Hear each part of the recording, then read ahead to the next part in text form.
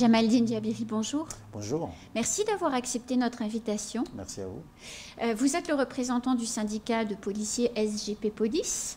Tout à fait. On va parler effectivement et revenir sur ce qui s'est passé et ce qui se passe ces derniers jours à Mamoudzou avec ces crimes ou ces tentatives de crimes ultra violents. Et puis ensuite, on va parler des difficultés des policiers sur le terrain dans l'exercice de leur métier. D'abord, ces crimes ultra violents ou ces tentatives de crimes, ça vous surprend?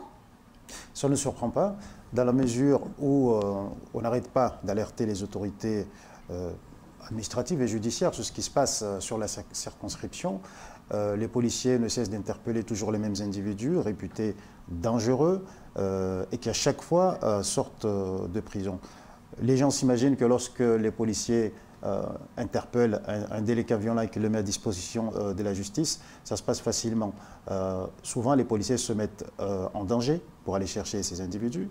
Il faut savoir qu'il y a beaucoup de boulot derrière, pas moins de 25 actes de procédure pour une seule affaire, pour qu'à la fin, l'individu soit remis en liberté. Alors je ne dis pas qu'il faudrait mettre en prison tous les primo-délinquants, je dis simplement qu'à un moment, lorsqu'on a affaire à des jeunes multiréitérants ou multirécidivistes, il faut qu'à un moment, la sanction soit ferme, le but étant de protéger la population, puisqu'aujourd'hui, dans les décisions des juridictions pénales, on se rend compte que la victime n'est pas du tout au centre des débats.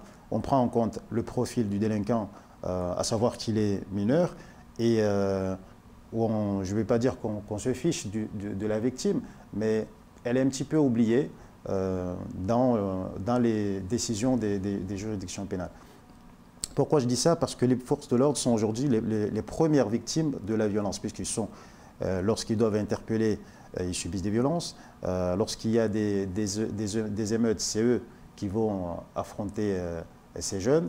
Et très souvent, même quand ce sont les forces de l'ordre qui sont victimes, alors même que le Code pénal prévoit une aggravation de la peine pour ce genre d'individus, eh bien, sont quand même remis en liberté. Et on se rappelle de la jeune fille qui avait tenté de poignarder justement un agent de police de la BAC de nuit et qui avait eu comme seule peine un placement en famille d'accueil. Exactement. Et je vais parler d'un fait très récent, beaucoup plus récent que ça.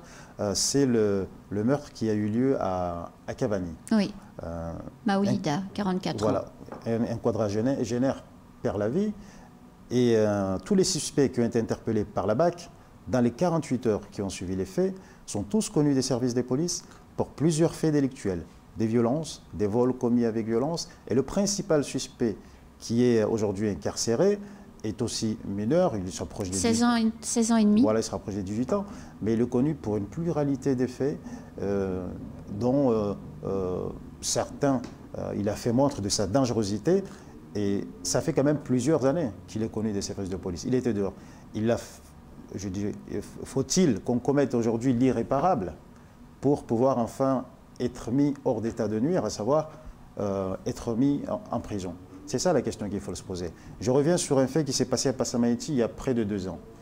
Ça s'est fait d'ailleurs la semaine dernière, où un jeune a été agressé, il s'est retrouvé avec la jambe sectionnée. Rappelez-vous, il y a 2 ans, ça s'est passé toujours au même endroit, à Passamaïti. Eh bien, cet individu qui était le principal suspect, qui est aujourd'hui en détention provisoire, il était très très connu des services de police pour plusieurs faits, dont même un fait criminel. Et ce jeune-là était encore en liberté. Alors encore une fois, faut-il commettre l'irréparable pour qu'on soit incarcéré? Le procureur dit que la justice n'est pas laxiste. Personne ne dit que la justice est laxiste. Nous disons simplement que certains magistrats le sont. Et lorsque le procureur dit, quand un meurtre est commis, la personne est interpellée et incarcérée, c'est vrai, mais ce que nous disons, c'est qu'il y a peut-être des mesures à prendre au préalable. Quand on a affaire, on le sait, nous les policiers, que souvent, quand il y a des caillassages, souvent ceux qui sont au devant, les leaders, ce sont des jeunes défavorablement connus qui sont plusieurs fois interpellés.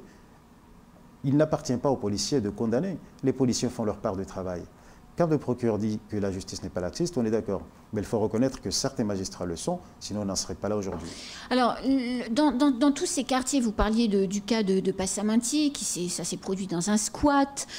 Donc, on est dans des quartiers défavorisés, des quartiers non urbanisés, des cases en tôle.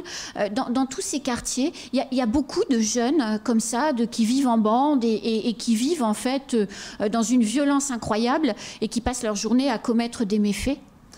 J'ai moi-même fait partie de la BAC pendant 3 ans. Je connais ces quartiers. Je peux vous l'affirmer, la plupart de ces jeunes viennent de ces quartiers-là. Qu'est-ce qu'il faudrait faire aujourd'hui pour lutter contre la délinquance? Il n'y a pas que les actions de la police sur la voie publique qui peuvent permettre d'éradiquer cette délinquance. Il y a d'autres choses à faire. Il y a notamment la lutte contre l'habitat illégal. Aujourd'hui, il existe 2 dispositifs. Il y a le dispositif de la loi Elan, dont l'objectif est seulement de lutter contre l'habitat insalubre, et non pas de lutter contre la délinquance, certes, mais quand on regarde sous un autre angle, on se rend compte qu'elle permet aussi de lutter contre la délinquance dans la mesure où ces quartiers abritent de nombreux individus connus pour des violences. Seulement la loi Elan, elle pose quelques difficultés. C'est que pour qu'elle soit mise en place, pour qu'il y ait des casages, il faut trouver un lieu où reloger les personnes qui y sont. Oui. À part ceux qui sont en situation irrégulière. Qu'on raccompagne à la frontière, oui. Et on sait très bien qu'à Mayotte, on manque de logements. Donc c'est difficile d'aller décaser des gens ne sachant pas où les reloger. Il existe un autre dispositif, à savoir la procédure en justice. Cette fois-ci, quand le juge condamne, eh bien, on décase les gens et ils se démerdent après. On n'a pas à les reloger. Seulement, est-ce qu'aujourd'hui, la justice a les moyens de pouvoir donner des décisions assez rapidement pour permettre de vraiment lutter efficacement contre l'habitat illégal? C'est une question. Non. Alors, il faut aussi penser, rappelez-vous, le ministre Lecornu, à propos de du projet de loi à Mayotte, disait on n'administre pas Mayotte comme on administre Paris. Eh bien, il faudrait adapter la législation et même la justice, leur donner des moyens pour qu'on puisse accélérer cette lutte contre l'habitat illégal afin d'éradiquer ces bidonvilles qui n'ont pas lieu d'être et, par conséquence, mieux lutter contre la délinquance. Mais qu'est-ce qu'on ferait de tous ces... Vous dites que donc ces jeunes vivent en bande, dans des squats et des taudis, etc. On casse leurs cases. On fait quoi de ces jeunes? On les met où? Exactement. On fait quoi? Alors, il ne m'appartient pas à moi, policier, d'apporter la réponse. Moi, je vous dis, moi, je suis policier. Il y a un méfait qui est commis, incriminé par le code pénal. On met à disposition de la justice qui condamne. Si on doit lutter contre l'habitat illégal, vous savez, si moi, je m'approprie un terrain illégalement, que je construis, que j'y habite, je dois m'attendre à des conséquences. Si un juge aujourd'hui décide que je suis expulsé et je me démerde après. Ce n'est pas à moi de répondre à ce genre de questions. Alors, quand on voit les conditions de vie dans ces cases en tôle qui sont épouvantables, quand on voit la violence dans ces quartiers qui est particulièrement élevée, quand on voit l'éducation de ces jeunes qui est totalement absente, le manque de valeur, le manque de repères, la non prise en compte de la valeur de la vie humaine, Majicavo, c'est pas une récompense pour eux, c'est pas une petite pause dans leur vie épouvantable? Alors, moi je vous dirais que nous sommes en France, nous avons aussi des idéaux et parmi lesquels il y a des valeurs humanistes. Et je ne peux pas dire que la prison, c'est 5 étoiles. Être privé de sa liberté, c'est déjà une lourde peine. Et c'est tout ce qu'on demande. Qu'on leur mette Canal+, qu'on leur mette des lits, on veut juste les mettre hors d'état de nuire. C'est ça l'objectif. Quand on emprisonne quelqu'un, c'est pour protéger la population, qu'il soit mis hors d'état de nuire.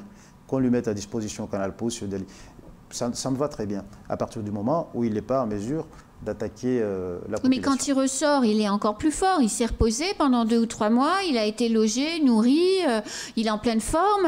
Aux yeux de sa bande, il a fait un stage à Majicavo, donc c'est un caïd, et rien ne s'arrête. Alors, il y a 2 choses. Aux yeux de sa bande, c'est un caïd, certes, mais pour ce qui est qu'il a envie de retourner parce que c'est un 5 étoiles, ça ce sont des idées reçues. Oui. Moi je le sais, quand des jeunes ont fait de la prison oui. sur une période plus ou moins longue, et qui, quand ils sortent, ils n'ont pas envie d'y retourner.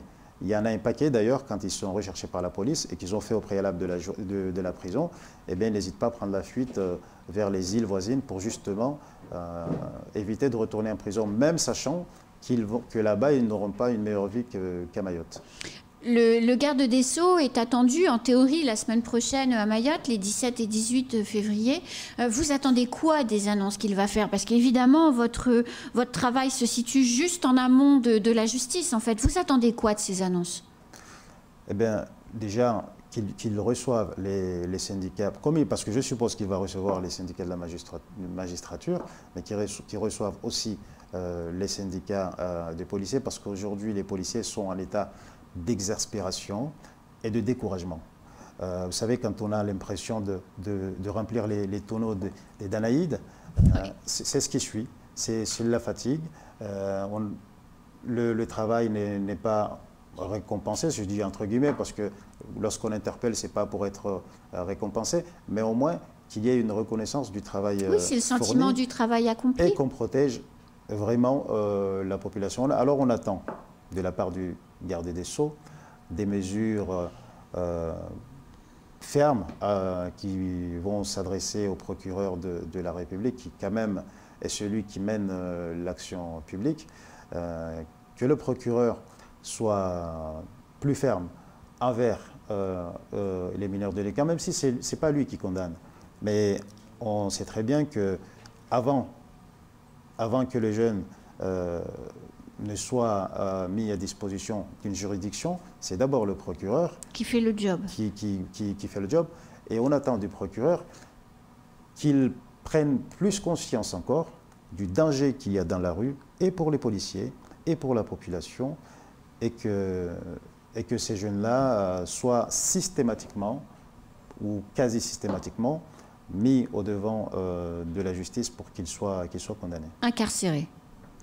160% de taux d'occupation à Majicavo. On fait comment? Il faut une deuxième prison? On les envoie en métropole? Comment on fait? Si vous avez écouté le procureur récemment, il a dit qu'on ne se base pas sur le taux d'incarcération pour condamner ou ne pas condamner. Il l'a dit sur notre plateau. Voilà. Donc ça veut dire qu'il y ait 160% ou pas, lorsqu'on mérite d'aller en prison, on y va. Il y a une peine d'emprisonnement qui est prononcée. Qu'on est à La Réunion, en métropole, aujourd'hui, ça signifie, écoutez le procureur, que la justice en a les moyens. Maintenant, est-ce qu'il faut construire une deuxième prison? Oui. Vous savez, on dit souvent, si on construit des écoles, on construira moins de prisons, tant mieux. Mais moi, je pense que tous les hommes ne se valent pas. Il y a des individus dangereux qui ont certainement leur place plus en prison que dans les écoles. Alors, vous disiez tout à l'heure que les policiers étaient à bout. Quel est l'état d'esprit aujourd'hui des policiers sur le terrain qui sont confrontés tous les jours à ces délinquants multirécidivistes? Je crois que j'ai apporté la réponse tout à l'heure. Les policiers s'emploient quotidiennement pour la lutte contre la délinquance. Vous les voyez aussi lorsqu'il y a des caillassages, ils sont toujours présents, ils interpellent.